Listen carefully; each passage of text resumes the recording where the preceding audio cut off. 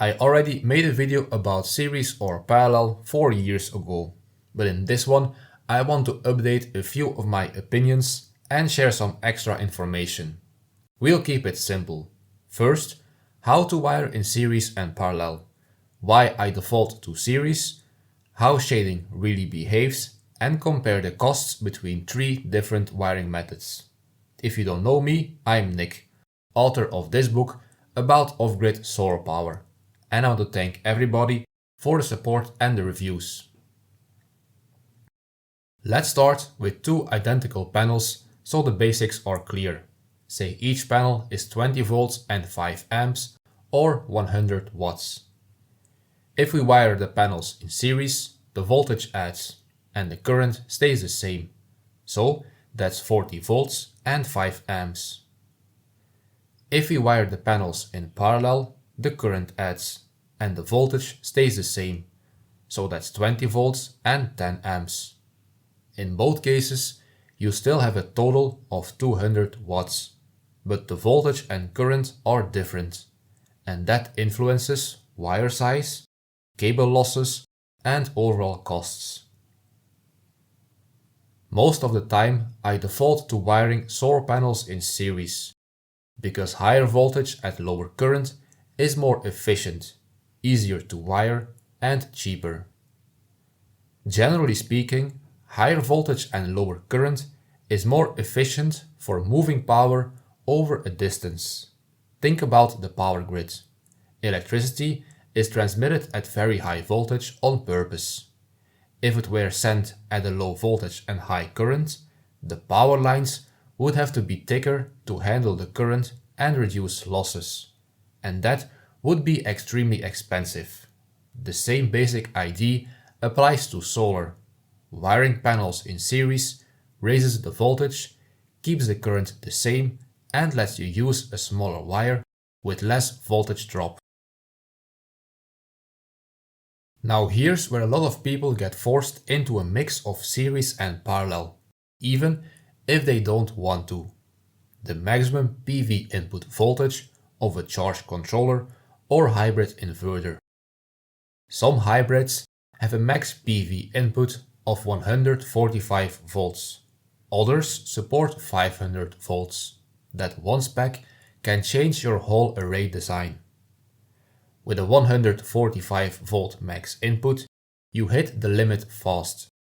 You can't keep stacking panels in series forever, so you're often forced into a series parallel layout as shown in this diagram. Here you see 2 parallel strings consisting of 3 panels each. This is called a 3S2P system. I made a separate video that explains how to fuse solar panels, but here's a short version. In this example, you'll see 2 fuses, one for each series string. If one string develops a fault, the fuse prevents the other strings from feeding current into it.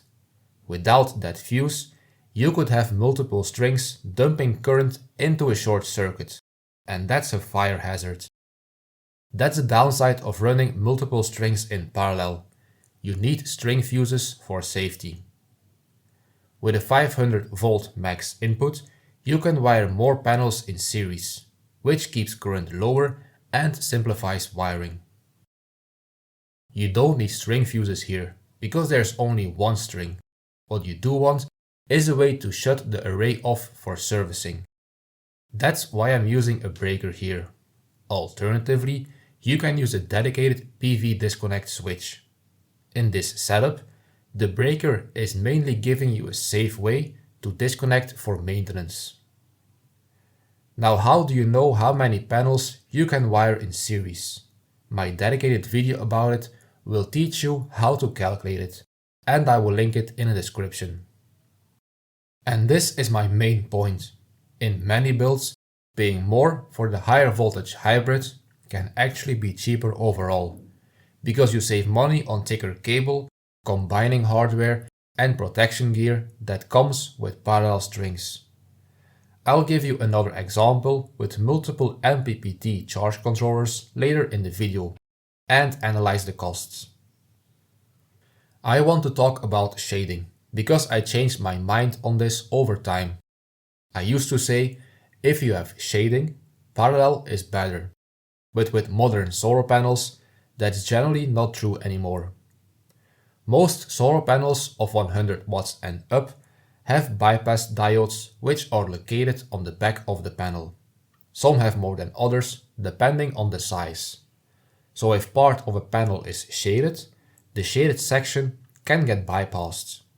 Here's a simple example with modern panels that use 3 bypass diodes. To keep the math simple, let's say one panel is making 30 volts at 10 amps, that's 300 watts.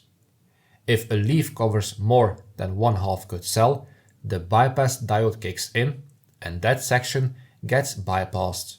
The panel will drop from 30 volts to 20 volts, while the current stays the same.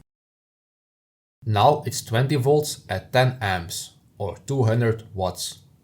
If you want a full breakdown on how this happens and how bypass diodes work, I have a separate video about shading. So normally we would have 900 watts on the output, but with shading we have 800 watts. So the string keeps producing. Yes, you lost some power, but it's not catastrophic. The MPPT will retrack and settle on the new maximum power point. So in which situation is parallel useful? When there's a lot of random shading happening on many panels at different times. In those cases, you're dealing with constant mismatch. And that's when you start looking at either parallel wiring or using multiple charge controllers with separate strings. Each MPPT can then track its own string individually, which handles the mismatch much better. So occasional shade doesn't automatically mean you should wire in parallel. Random, frequent shade across many panels is the case where parallel, or better yet, multiple MPPTs can start making sense. One more practical point. For an MPPT to charge your battery, the solar array voltage needs to be above the battery voltage. That means if you wire 100 watt solar panels, which have about 19 volts VNP, that will charge a 12 volt battery, but it won't charge 24 or 48 volt batteries. There's just not enough voltage for the MPPT to work with. The solar panel VNP needs to be 5 volts higher than the maximum battery voltage. These are the values you want to hit for different battery voltages. If you're working with a PWM charge controller, you need to match the VNP of the panels to the battery voltage. So wiring your panels in parallel is more common if you are using a PWM.